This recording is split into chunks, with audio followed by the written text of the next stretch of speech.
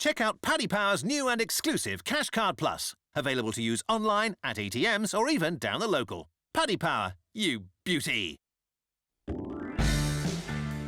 Hi there, a very warm welcome along on this very cold Friday to the Racing Post Weekend Postcast. Bad news this week, the Cheltenham cast lost a couple of its big players in Faheen and Min. But good news, a fantastic weekend lies ahead that will add intrigue and clues on the road to the festival, which, lest we forget, is only 4 weeks and 4 days away. I'm Bruce Millington, and I'm delighted to be joined by a panel comprising Ed Quigley, that's the Racing Post Ed Quigley who appears on the Racing Postcast, not the Paddy Power Ed Quigley who appears on the Football Postcast.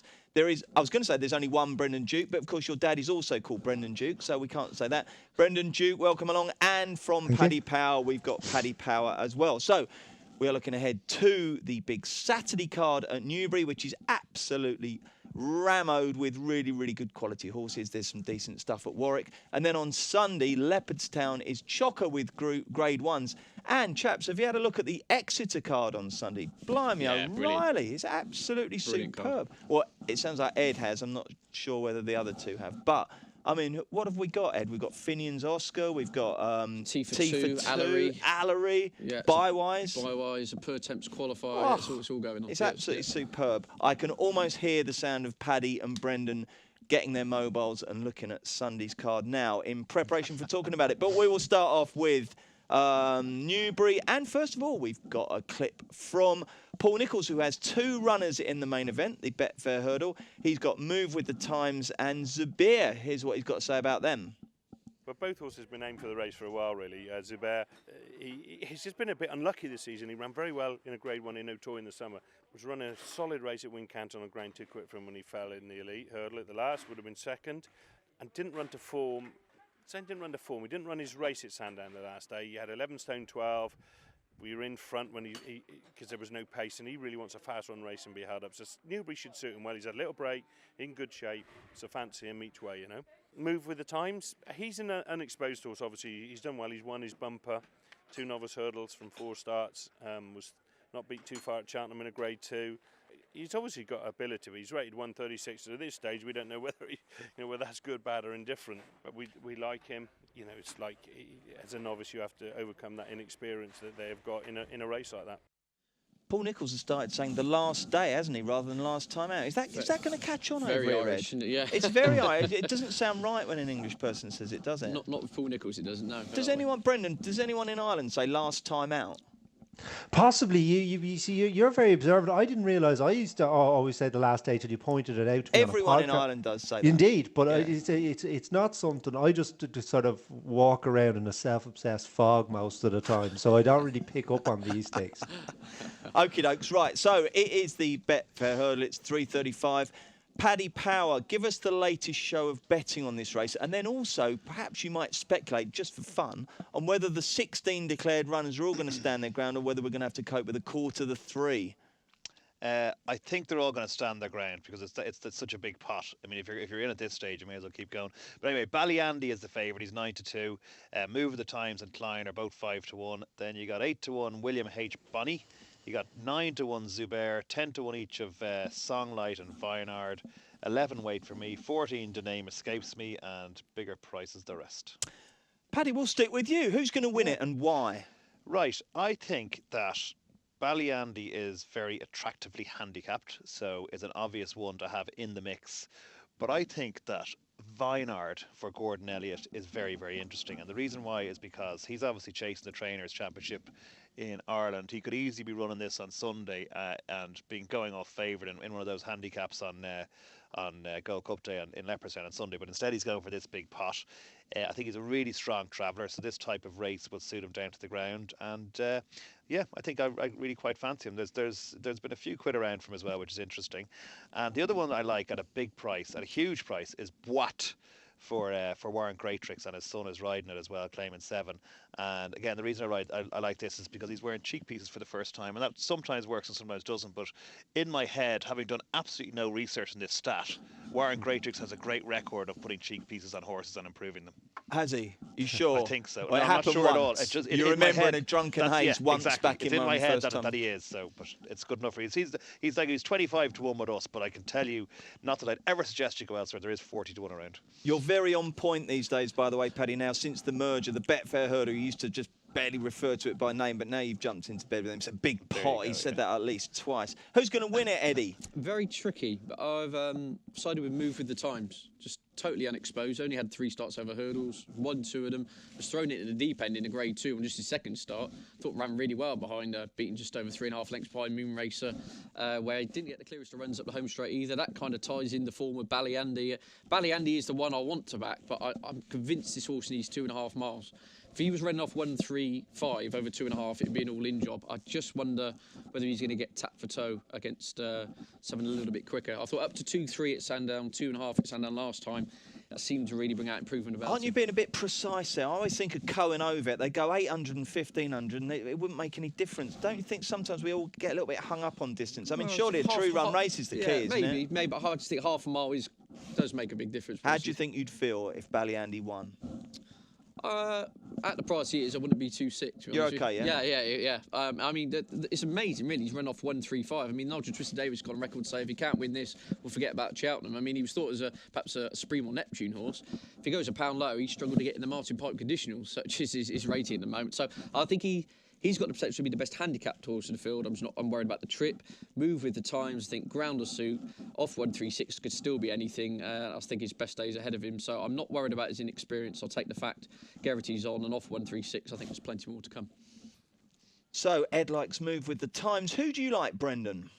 Well, I think the most important point about this whole race could be your one about how truly run it will be. I can only find one pace angle in the race, and of course it's arguably the best handicapped horse in the race, Klein.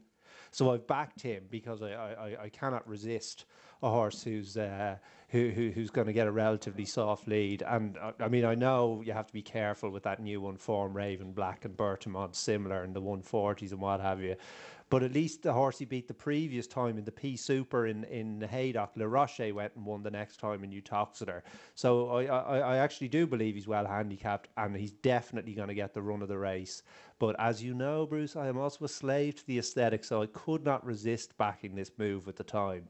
There won't be a better looking horse in the race tomorrow. He's a serious specimen, and I'd be very surprised if he's not a better horse than mid 130s in time. Whether tomorrow, given the potential for a slightly falsely run race, I don't think that'll play to his strengths. But I've chanced him anyway. I expect him to beat Ballyandy anyway. Does that actually work for you, Brendan, picking the most beautiful horse? Have you got evidence to back this thing up? I don't know if it does work, but I just can't resist it. I can't take my eyes off them. But I'm sure it has worked. And this is why I don't keep accounts, because I don't want to know what works or what doesn't work. I just want to keep plugging away. On your pace angle, Brendan, I think Agripart won it last year in the kind of fashion that you might think Klein would, didn't he? He jumped off, didn't he, and just kept going. Didn't face a whole pile of competition for the lead. It's a curious thing when you get such a big field, but I think it'll be something similar tomorrow. Klein is a serious BTL project for those who are interested. Splash of Ginge do the same for the front. He did actually, yeah. I backed Splash of Ginge. One of my greatest betting moments. Oh, right, okay. I mean, I've got to say this as well, guys. Really valuable pot, as Paddy has been dutifully saying here. 155 grand guaranteed, and yet we've only got 16 runners. What's going on? And Paul Keeley made the point in the weekend of this week that the county hurdle, which is worth buttons by comparison, will have 300 horses wanting to stand the ground. It's peculiar, Ed, isn't it? Well, it is, but I often get in big rants in pubs, people about this. It's the prestige of Cheltenham, yeah.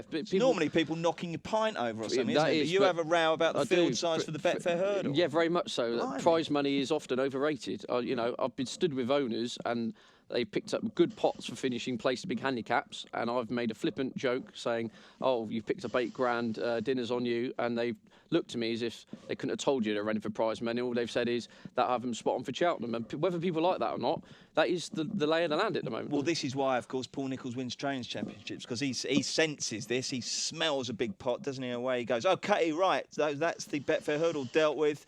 Let's look at the rest of the Newbury card, and there are some quality animals on display. The first of the ITV4 races is the 150. It's the Betfair Cash Out Handicap Hurdle. Paddy, we're normally very well prepared on this, and I ask you which races you got prices for in advance. Have you got anything for this? We do indeed, yeah. It looks like this one's going to be a straight fight out between To Be Fair and Scotchtown again. And To Be Fair is favourite at, I'm just waiting for load up here, it's about 5-2. Scotchtown about 130. And I think Scotchtown might just turn the form around. Oh, I've got it. It's 11-4 To Be Fair and 100-30 Scotchtown. Yeah. So you're going to take the Burlington Bertie on Scotchtown. It is a great price, and what it does, it does make you change your staking pattern to you know, if you're going to have 100 on, you'd have 150 on, or do you know what I mean, or 10, or you'd have 50. I quite like having 90 quid on 130. Yeah. Do you know what I mean? Like, I love working with 130. Very good price. Very nice price. Ed, who's going to win this one? Not a race I'll be having a bet in. I'd be tempted at the prices of Lac Fontana, just purely because his back form was really good, and he was perfectly entitled to have needed the run after donkey's years off the track last time out. But, you know, I think what Paddy's saying makes a lot of sense there, and I think Scotchtown's probably the most likely winner, but at the prices, Lac Fontana could be worth a punt. OK, Brendan, are you seeing this race with a potential bounty at the end of it? Even got my words out in the end. I don't know if I'll be having a bet. I don't think I could back To Be Fair, having missed 6 weddings. I'm not going to the funeral, but I would be inclined to agree with the lads. I think that was strong form the last day. That Barney Dwan fell at the last, and he was coming to make a serious challenge. I'd say he's a well handicapped horse. So Scotchtown's only a 5-year-old. That was his first handicap. He's only beaten a length and a half. He's 3 or 4 pounds better off tomorrow. Yeah, I'll roll him with the lads with Scotchtown. I've got the Denman Chase as the race of the day. Bristol Demivy Native River really does get my juices flowing, and Le Mercury's in as well for those who like the outsider in a field of 3. How are we betting here, Paddy? Yeah, this is actually and this could go either way in terms of betting. But we're going Native River is 5-6 with us, just shortening, and Bristol Demai is 5-4, and Le Mercury 9-1, Rag of 3. But yeah, this is like a brilliant little race with only 3 runners, isn't it? Because the two of them obviously are thereabouts in the Gold Cup betting. They both have these similar profiles of winning big handicaps of top weights impressively and things like that. But I think the distance is key here. It's 2 miles 7 furlongs. It's 3 miles basically, just about. And what I think Native River would win over 3 mile 2 of the Gold Cup at Cheltenham, I just think Bristol Demai might just have the little bit. I think that 2 furlong could be the difference, and I think Bristol Demai will win. And also you got to take into account, I know Colin Tizard did he ever? No, he didn't have a winner. He did a good second yesterday, but the Twist and Davis form versus the Tizard form at the moment. So I think Bristol Demai is a better bet at 5-4 than Native River at 5-6. Okay, Paddy's going for Bristol Demai. I think you might do as well, Ed. Yeah, I'm on Bristol Demai for the Gold Cup, so I got. Come on, what price? Well, I've matched it 1,000. 1,000? Yeah. You bastard! 600s, and but the idiotic thing is I backed him at 33-1 about last September. So that's not idiotic either. So you've backed him at 1,000. Yeah, I've been matched at 1,000s. Have you? Yeah. After he for an absolute fortune. Well, yeah. Is it Adios Mortgage if he wins? No, not quite. But it's. I'll be talking about other things other than the. Imagine you'd laid that. Imagine how sick you'd be if you'd laid that. Jesus. Well, I mean, I actually disagree with Paddy in the sense that I think 3 miles 2 at Cheltenham, my point being, might actually be what Bristol Demai needs if the ground comes up your usual spring ground, because the overall profile Bristol Demai shows to me he does want to get his toe in a bit, and I think 3 miles 2 may not be quite as vital if he's got that extra trip to go over come the Gold Cup. But I think here, an extended 2 miles 7 on soft ground, tactics will be interesting again, because last time out, it's also worth pointing out in the Peter Marsh chase, it's the first time I can remember off the top of my head where Bristol Mine was actually dropped in to begin with and didn't try to run them all ragged, and seemed to improve about a stone for doing so. So I think Native River will try and run the guts out of Bristol de Mai, and as long as Bristol de Mai can jump round, official ratings say Native River's got £2 in hand, but That's nothing, is it? I think that's nothing. I think Bristol de Mai wins this, and then we are starting to get excited for the big one. Cool, that is exciting, Ed. I'm excited for you now. Brendan, this is a real fascinating heat. And one thing about the field size, we had people in the office say, there's only 3 runners. But someone else made the point, well, if there were 4 or 5 lesser horses in there just to make it a 7 or 8 run race, you'd still only be focusing on the front 2, wouldn't you? No, very much so. I wouldn't mind if it was a match. We'd draw the line at a walkover, wouldn't we? That wouldn't be so good. But that would be great. But we never had the worry. At the start of the week, it was Bristol de Mai's going for this race, Native River's going for this race, and normally you'd be thinking, oh, one of them will duck it and what have you, but not with Twisty and Tizard. These lads, Cheltenham Schmeltenham, let's get them running. They can run at Cheltenham as well. So it's a fascinating match. I like the lads that the betting has decided where I'm going. I actually think, given, as Paddy says, the 2 furlong shorter and more significantly the soft ground, and the fact that they're basically the same horse, like Bristol de Mai wins a handicap of 154, Otago Trail goes out and gives it a boost. Native River wins the Welsh National off 155, Bay des Îles goes out and gives it a boost and punch 10. They're basically the same horse. But given the soft ground, I don't understand how Bristol de Mai isn't favourite to win this. Oh, a ringing endorsement. Now, you never back anything shorter than 2-1, but might you relent on that then, based on what you've just said there? I'm seriously tempted. I don't understand the betting in this. I think the betting's the wrong way around. I think I may make a rare Vroom Vroom Mag-esque exception in this case. OK, the boys definitely in the Bristol de Mai camp for that fascinating heat. At 3 o'clock, we've got another really, really interesting race as well. It's the Betfair Exchange Chase, better known as the Game Spirit, in which Altior puts his Racing Post Arkle claims on the line against a field of decent 2-milers. Only 4 rivals, but it's a competitive affair. How are you betting, Paddy? Yeah, do you know the annoying thing about this? We were 10 to 11 during the week, and I think we obviously thought Altior wasn't going to run or something, but Altior is 4 to 7 now. Fox Norton's 11 to 4. Traffic Fluide 7 to 1. Dodging Bullets 25, and Gino Trail is 40 to 1. But I think this is second preference for Gino Trail. But anyway, but Altior, yeah, look, put it is Altior's second best 2-miler in training after Duvan, most likely. I mean, everything suggests that he is. So if he's going to be justifying his very, very short odds at Cheltenham in the Arkle, he's going to be winning this. I mean, are you going to look beyond him, or are you going to? Nah, I said Traffic Fluide. Okay, Tom Segal was making the point on one of the Cheltenham postcast that Traffic Fluide was in cracking form and all that kind of stuff. But yeah, look, Altior should be different here. Ed, do you endorse that view? Yeah, Altior should win. I mean, if you look at it strictly on the figures, Traffic Fluide is officially a £2 better horse, and he's getting £5 from him. But we all know that's not quite the case. In fact, Altior hasn't had the chance to run to 170 plus yet, and Traffic Fluide's returning from a long layoff. Where'd you stand on the Fox? Fox Norton, well, he had a nasty gash, didn't he, after his last bad cut last time. He's got to give weight to these. I can only think this will be a kind of, he's 85%, and the aim will be to get him tip-top for the champion chase, if anything untoward does go wrong with they're talking Duvan. about Ryanair for him now as well, aren't they? They are mentioning that. I mean, it's just everyone kind of thrown out, we're scared by Duvan kind of vibes, aren't they, really? And, you know, if it was mine, I'd run him in the champion chase, and I think if he runs to his best, he's going to be second in the champion chase. And as I said, if something did go wrong with Duvan, he'd cash in. So I think Fox Norton will improve for the run, along with Traffic Fluide. I think Altior has to jump round to win. Yeah. He will, yeah? Yeah. Well, if Bristol de Mai wins the Gold Cup, he might be yours, Fox Norton. You might decide to buy a racehorse. Brendan, where do you stand on Altior, both in the context of this race tomorrow and the Arkle? Do you see kind of fairly clear waters for both? I see a lot clearer waters for the Arkle than I do for tomorrow. Ooh. Ground. I mean, this is he's a very versatile horse, and he goes and wins and what have you. But if you do remember a couple of this meeting, I think a couple of years ago, he finished third in a bumper, some bumper. Barter's Hill and Bouvardere were ahead of him. So I'm not saying it was bad form, but he just never looked that happy on the ground. It was that soft, tacky ground. So I mean, this is a different test than he had jumping around against trees the last couple of times.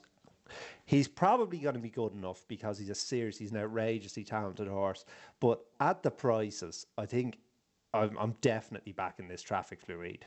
I mean, he's getting £5 off Altior. He's getting £10 off Fox Norton, who, as Ed says, is coming back off a slight injury. And I mean, this horse, he may not be worth 162, but at the same time, he might be better than 162. He's 3 from 7 over fences. He's run better every time he's run over fences. He was third in a Grade 1 at Aintree at the back end a couple of seasons ago. He comes back last season, should I say, and he finishes third behind Undasa and Sire de Grugy on soft ground. Two serious, mighty performers. Only a short head behind Sire de Grugy, in fact. And now, Sire de Grugy may not be the horse he was, but he won a handicap off 160 this year, so he's still a fair horse. And this horse, if he runs to the level of that Victor Chandler race, and he might even run to a higher level, I do not understand how he can be 7-1. Okay, you mentioned that bumper race, by the way, which concludes the card tomorrow. It is well worth looking out for, because I'm going to read out the last 7 winners of this race, okay? Well, before I do it, does anyone want to throw one in? You mentioned Barters, didn't you, Brendan, as a past winner of that bumper. Anyone else got one for us? Well, put it this way. 26... Rhinestone Cowboy. No. Well, it might have been, but yeah, not bad. Last year, Ballyandy, then you had Barters, Definitely Red, Oscar Rock, Shut the Front Door, Eric, and Alpha Off. Oh. So it's a decent old bumper, that. Very much worth keeping an eye on. Anything else at Newbury that you'd like to mention, Ted? Yeah, the 410. Lessons in Milan. Nicky Henderson, Nico de Boinville. Off 133, needs a flat track, needs soft ground, cheap pieces are on. It needs to win to have any chance of getting in the Grand National, which is Trevor Hemming's plan with this horse. So I think everything's in place for it. I think the small field might help it as well. For now, funny enough, even though they're saying it's a Grand National horse, in the sense that I just think he's lost a little bit of confidence over his fences. I just think off 133, as the aforementioned reasons, he's got to go closer. In time, he's going to need a proper test of stamina. I think there'll be enough of a test of stamina here today off what could be a lenient mark. Brendan, that When Harry Met Sally noise you just made there suggests that Ed's nicked your thunder there. Apologies, but we're all in it together. But basically, yes, Lessons in Milan for the reasons Ed said. And also I just mentioned first-time cheek pieces might just sharpen him up previously. He basically never travelled from the time the tapes went up yesterday. De Boinville up, cheek pieces on. This, I think he's around an 11-2. This looks a bet. Oh, excellent. Ringing endorsement from both. Anything for you, Paddy, before we move on to Warwick? I'm just busy writing down Lessons in Milan. No, nothing else for me. Okie dokie. Right, we'll look at Warwick next. Head into one of Paddy Power's retail shops where you can watch all live UK and Ireland racing every day. Or head over to Ladbrokes, Coral and Betfred where you can watch Homes Under the Hammer. Welcome back, Bruce Millington, Ed Quigley, Brendan Duke and Paddy Power's Paddy Power. We've looked at Newbury. Let's look at Warwick now. 3 races on the box. We'll take them in chronological order, but not quality order. 205 is the OLBG.com Mares Hurdle. Just the 5 runners. Has been won by a horse that went on to win at Cheltenham in Glenn's Melody. Ed, anything float your boat here? Not really, to be honest with you. Should we be quite quick on this race? I thought Wizzy Rascal the most likely winner. The penny seems to have dropped. The ground will suit. But yeah, no strong views on the contest. Wizzy Rascal would win the best named. Is it the best? 3 Zs in the middle of the name. Is it 3? Yeah, yeah, that shouldn't be allowed, actually. That probably shouldn't be allowed. Brendan, do you have a view on this race? Not particularly. Jesper's Dream, the fact that Lifeboat Mona would have won this with a leg tied up, so the fact that Nichols relies on Jesper's Dream, I'll row him with that. Okay, Paddy? I would have been thinking Wizzy Rascal for Gordon Elliott and Tom Scudamore. Righty-ho, the other 2 ITV4 races are both 6-runner affairs. Ed, who wins the 240? It's the Kingmaker. Yeah, I know. A bit disappointed with this race, really. But again, I'm very tentative, but I'll go with Overtown Express. The course of distance form in the book. Ground conditions won't be a problem. I'm unconvinced by the 2 Skelton runners, to be honest with you. Again, not a race that's really floated my boat, to be honest. Righty-ho, Brendan, does it float yours? Again, not particularly. Knockgraff and Lad, Bridget Andrews can't claim. 2 Taffs, dismal effort up in Cadrick. Overtown Express, he's not He's no king in waiting, let's put it like that, but he will handle the deep ground, so I'll go for him as well. Paddy, infuse this broadcast with some enthusiasm for the Kingmaker. Well, Gino Trail has presumably runs here, has improved a lot since going to Kerry-Lee, I think. So it's a solid choice in this race, I think. Jolly good. And in the 3:15, it's the Warwick Castle Handicap Chase. Our old mate Vibrato Valta heads the weights. Will he lead them home, Ed? Yeah, I think he will. Quite. Been a while, hasn't it? It has been a while, but he's had a recent wind up. I thought he ran with a lot more zest last time out, upsides Vanatur. I think this looks easier on paper. I'm still convinced he needs soft to deep ground to be seen at his best. If you look through his form, I think his overall profile suggests he's at his best when the mud's flying, and I think he can get this job done, and 2.5 miles is probably his trip these days. Right, let's have a quick racing quiz. What was the last race Vibrato Valtat won? Would it have been here? Would it have been the Kingmaker? Nope. No. Do you win? Oh, no, the Holden Gold Cup. Holden Gold Cup, yeah. 2015 Yeah. Holden Gold Cup. Well done, Ed. Excellent stuff. Brennan, who wins this?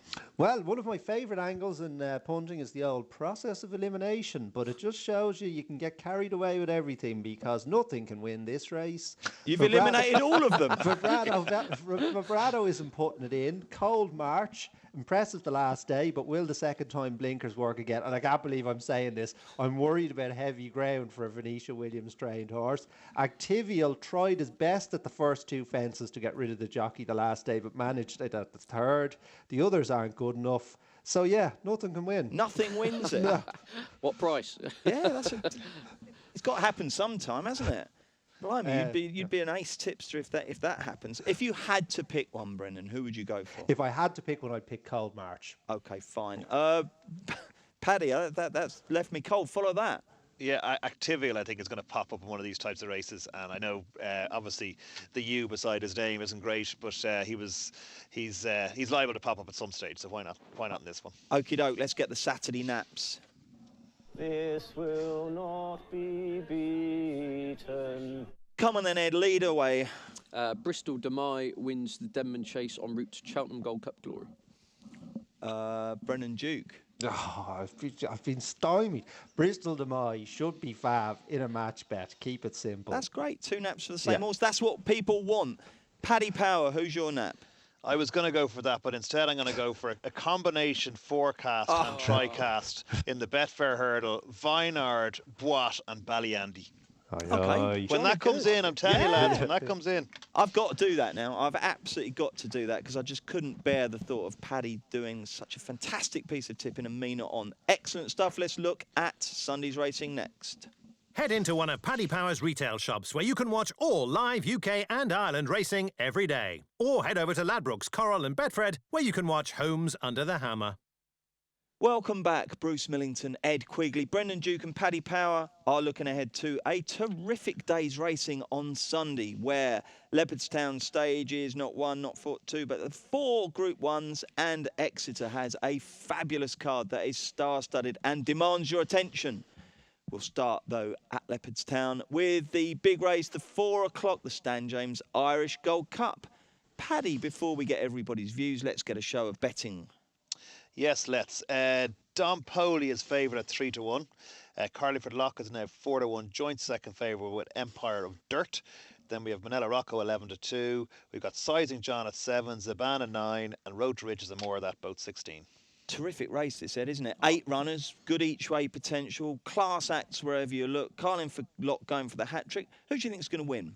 Well, I've actually napped Manila Rocco in the RFO this week. I'm slightly put off by the fact Geraghty's not on Manila Rocco. I know there's obvious reasons and Carliford Lock's history in this race, etc. But it is a fantastic contest. Dom Poley's one of those horses I want to be backing at 20-1 in something like the Grand National, not 3-1 in this. So Empire of Dirt, I'm sceptical at the age of 10. Is he quite as good as we're being made out to believe, especially in this company? It's a brilliant race. I think Manila Rocco, if he gets his jumping together, the ground's going to suit. Stamina wins the day. Synchronised kind of went this way, didn't he, on route to the Gold Cup? And so a slight negative that Geraghty's not on, because I thought if the horse really was flying at home, as all the vibes seem to be coming out of the John Joe team, I'm sure he would have got the leg up. But again, you mentioned there's 8 runners each way perspective. I think Manila Rocco's a fair price at 11-2. Splendid. Brendan, what's your view of the race? Well, it's very competitive, as you said. I am going to believe in Empire of Dirt. I'm normally I'm sceptical about horses putting up big runs in handicaps, and it was a run off the high 140s, and he's now 10. The story kind of doesn't check out, but the form of the races and how, I mean, he's been wildly impressive in the two of them. He's just come there on the Billy Idol between the last two and ramped to victory. The form of the Troytown Noble Endeavour's come out and won the Paddy Power since. I'm inclined to believe in Empire of Dirt, and this is a winnable race, so I'll go for him. That was a very Mark Winstanley bit of racing Cockney rhyming slang, the Billy Idol. I love it. Paddy, who do you think is going to win this? I think Carlingford Lock is going to get, is it 3 in a row? Yeah. I think he's going to win it, and not just because Garrett's chosen him. I just think he's going to be like literally trained. This is the only target he has all year. You can be sure he's trained at the minute for this. There's other horses. I mean, they'd obviously like to win a big pot like this, but there's other kind of options in their season. You know, I think Manila Rock will be a bit worried. I was about to say that John Joe hasn't had a winner for about 20 years, but in fact he had a winner yesterday, so that kind of knocks that out the window. But I just be worried, like his horse haven't exactly been banging in winners recently. But I think Carlingford Lock, just because he's obviously this is going to be his target. It's all they'll care about with this horse, and he was good enough the last couple of years, and I think he's good enough again. Okay, your compilers have been very busy bees, Paddy. They've priced up all the other 3 grade ones as well, so we'll take them in chronological order. The Spring Juvenile at 2:30, 5-2 the field, Pad. Yeah, 5 to the field. This is Saturnus, isn't it? So it's Saturnus is 5-2, and then I better actually find. Oh, this is Saturnus. No. This is the Juvenile Hurdle. This is Bapome. Yeah, sorry. What's happened here is Ruby's actually riding Bapome rather than Mary DeVee, and Mary DeVee was 7-4 favourite anti-post. It's now 3-1 because we all assumed that Ruby was going to ride that, but he's chosen to ride Bapome. He's 5-2 now. Mary DeVee is 3-1. Denaria Desobo is 7-2. Houses of Parliament 9-2. 15-2 Mega Fortune and 16-1 Bhutan is the next Derby entry, and 25 Mega the rest. I think Houses of Parliament, you should back it for this and back it for the Triumph. Because I'll tell you why. Because Mary DeVee beat it the last day over Chris at Leopardstown, but that day Mary DeVee was back for like 11-4 to 11-8, and Houses of Parliament drifted. But it was more like Houses of Parliament was a negative rather than Mary DeVee was that much of a positive. Do you know what I mean? It just felt like the horse wasn't there that day, and I just think obviously he's a bit better than that, and if he wins impressively, he'll shorten dramatically for the Triumph as well. So back him for this and for the Triumph, in my view. 5 lengths to find on that, but you're confident. The one I'm worried about actually is Denaria Desobo, because I don't have a clue how good that is. It won by like 1,000 lengths last time, but in a nothing race. Yeah, it did look ridiculous, impressive that. This is a hell of a race, this, Ed, isn't it? Yeah, it's a brilliant race. As Paddy says, though, you don't quite know how good a lot of them are, do you really? It won't be a race I'll be having a bet in, but obviously keeping a very close eye on with the view to the Triumph Hurdle. It's a brilliant spectacle. A watching brief for you, Brendan, or a betting brief as well?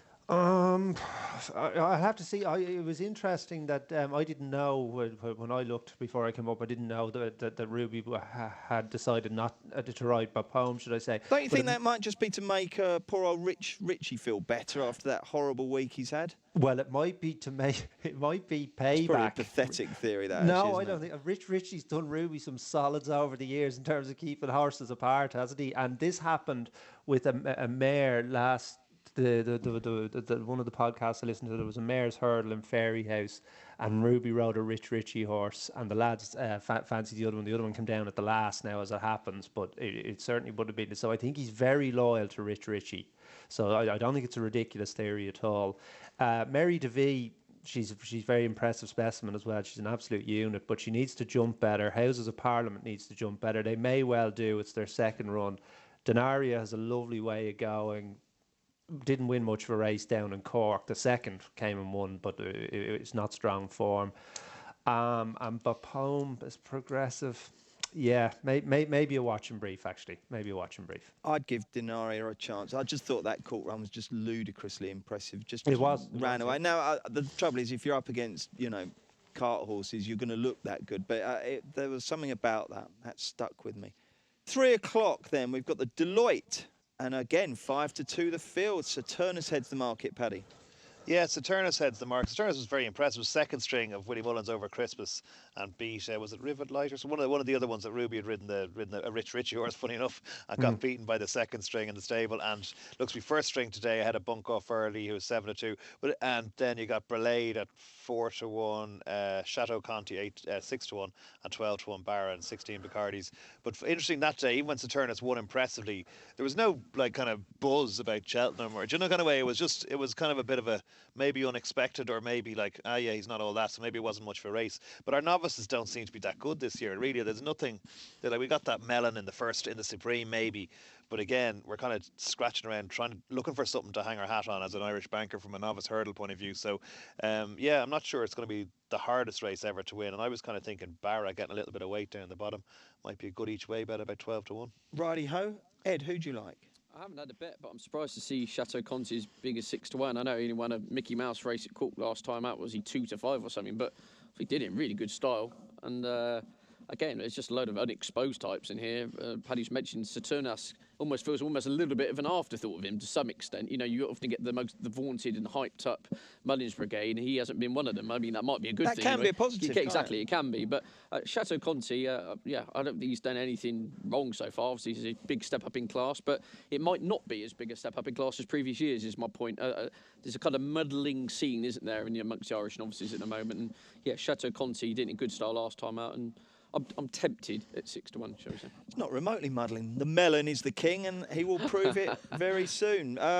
Brendan, what do you think of this race? Well, I was interested in that rascal Paddy Power calling him that Melon, but you have quickly corrected him there, Bruce. He is the Melon. He is. The Melon, sorry, yeah. As you well know. Yeah, this is a tough race again. Saturna sets the standard. I'm not sure how high a standard it is. Chateau Conti could be anything. Bunk off early, looked a complete natural in Leopardstown, but he was only a high 70 horse in the flat, so how good can he be? You know, maybe going to Willie Mullins from Andy Oliver. I'll go for Bunk off early because he really did seem to relish jumping the hurdles the last day. Okie dokie, and 3:30 concluding 4 really, really fascinating races. On a superb card at Leopardstown is the Flogas Novice Chase, and Willie's got the favourite here, Paddy, I believe. Yes, this was all over the shop. I'll give you the betting first. But Bell's Hill is 11 to 8. Our Duke 2 to 1, not the real Our Duke, obviously, but Our Duke is 2 to 1. Disco's 5 to 1. Bleuet Rouge 8 to 1. Atois Phil 14 to 1, and Balco de Flo is 33 to 1.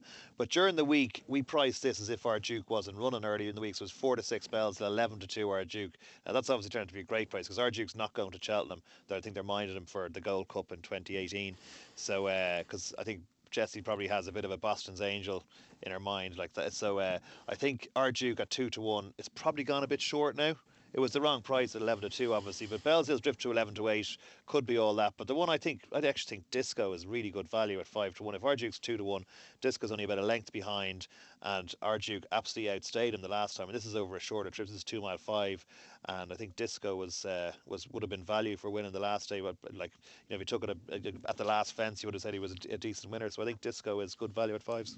Yeah, I was on Disco last time, and I will be keeping the faith. I thought it was a really, really good run. Ed, what's your view here? View is Our Duke's the most likely winner. Again, the price was far more appealing earlier in the week. Again, another race where, you know, I don't really know the answer. I'm going to sit it out. It's fascinating. That's all I can say. It's a great card, this, Brendan, isn't it? Who's going to win this one? You boys make a good case for that Disco because he travelled. I mean, probably the reason he travelled better than Our Duke was because Our Duke spent most of his time booting fences out of the way. So, I mean, if he could improve his jumping, I think he could confirm the form, albeit over the shorter trip. But he has to improve his jumping. Bell's Hill's a really, really reliable horse. The only time he disappointed are at Cheltenham and at this meeting last year. I think he's a worthy fav. You've kind of convinced me with the Disco, the pair of you. I think at the prices, Disco makes sense.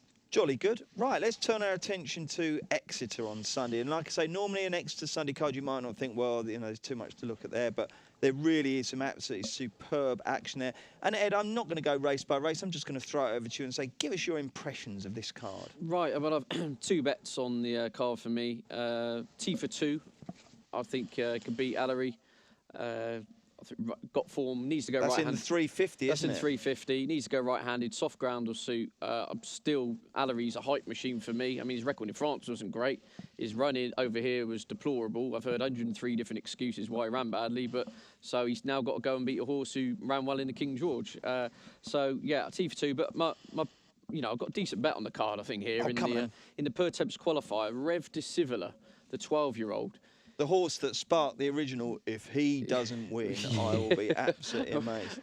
And he didn't. Well, he's dropped to a mark of 147, which is a stone lower than last year. He's going to get soft ground. I mean, compared to the types of horses he's been tackling over the last 3 or 4 years, this is a massive drop in grade. Now, the cynical side of me always says this is a per temps qualifier, so no one's really going to go and want to block their copybook with next month in mind. But Rev de Civil is not going to win the per temps final at age of 12. This is his Cheltenham Gold Cup. This is his per temps final. He's going to get his ground. Lizzie Kelly taking £5 off. He's extremely well handicapped on old form, and I think he could go well at what could be quite a decent price. So you fancy Lizzie for a double there? Yeah, I think that could be a good day for Nick Williams. Excellent stuff. Brendan, have you had a little look at this Exeter card? Oh, a very cursory glance, and needless to say, my attention was drawn. My eyes were drawn to Finian's Oscar. He's one of the most exciting horses in training, so I look forward to seeing him. Paddy Power making 1-8. He's up against Watmore. Okay. Well, I wouldn't like to be laying it. No, fair enough. Paddy, any thoughts on the Exeter card from you? Not really. I didn't realise Exeter was on. I was so excited about Leopardstown. But the T for 2, I'm totally buying into that Allery being a hype machine. So I'd be all over T for 2 because I'm just looking at it there, and it looks like a bit of a match. I think definitely, yeah. Just say the Veterans Chase, must mention, absolutely brilliant. Buy-wise, Harry Topper, Kaki de la Prix, and have a fantastic race there. And I'd be with Kaki de la Prix if the ground totally goes to pot. See 3 different forecasts, one saying about 10 millimetres, one forecast saying nothing. So if the ground really goes, Kaki de la Prix he's due to pop up in one of these big pots. Well, I was going to say, if anyone needed any more convincing about how good this card is, Byway's runs. So that'll be fantastic. He'll get going up that straight, won't he? Yeah, I love Nick it. fourth late on. OK, Ed, very briefly, what's the weekend hold? Right, the little one's away with the in-laws, so it's when the cat's away and all that. It'll just be watching the racing, sleeping, bit of steak, yeah, and then catching up with some friends on Sunday. Yeah, nothing too extraordinary. Beautiful stuff. Brendan, the big question: how is the love life going? Last I heard, you had that elusive second date was happening. Oh well, indeed. Well, the sort of almost mythical 4th date is happening tomorrow. Wow. Yes. Really? 4th? Oh, yeah, well, this is it now, isn't it? Well, I think so. I mean, we're going to the cinema, so I mean, if you can sit quietly in the dark for 2 hours with someone, I mean, what more could you possibly ask for? Which film are you going to see? Lion? No, it's a film. I can't actually remember the title. It's about 50 Shades Greyer, is it?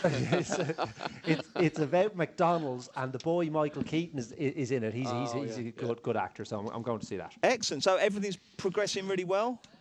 Oh, yeah. No, she's a lovely girl. Is it So you're going to get her something for Valentine's next week? Oh, yeah, of course, Valentine's, yeah. What's your strategy there? Push the boat out or play it cool? Well, I'm away for Valentine's Day, which is going to be because it's a racket, really, isn't it? Of course it is, yeah. Yeah. So I'll miss it this year and reassess my position next year. Is it too early to make public her name at this point? Her name is Katrina. Katrina, excellent. And is she the chef, or was that a different? No. She's in charity. No, not in her personal life. She I mean, clearly I'm not a is. project or anything. Oh, Paddy Power, if you prick us, do we not bleed? So did she meet you on Grafton Street, bearing a clipboard and asking No. if you'd sign up to? No. I met her. I met her the traditional way on Tinder. So but my swiping days may be behind me, Bruce. Fantastic. Well, I like the sound of that. Excellent news. Will you be taking her to Leopardstown on Sunday? No, she doesn't. She's not into racing. I'm sure you can get her into it. Sure. Paddy, what does the weekend hold for you? Presumably you will be smashing that expenses account up in the bar at Leopardstown Sunday? I absolutely will be, yeah. So building up to that, I'll be just being father and husband of the year all day today and Saturday, and then disappearing on Sunday. Fantastic. OK, chaps, have a great weekend. Thank you very much indeed. Do join us on Monday for the review postcast, when we'll be looking back on all the fantastical action that awaits over the next 2 days. Paddy Power stream all UK and Irish racing live on your mobile, tablet or PC. Unlike some other high street bookies, Paddy Power, you beauty!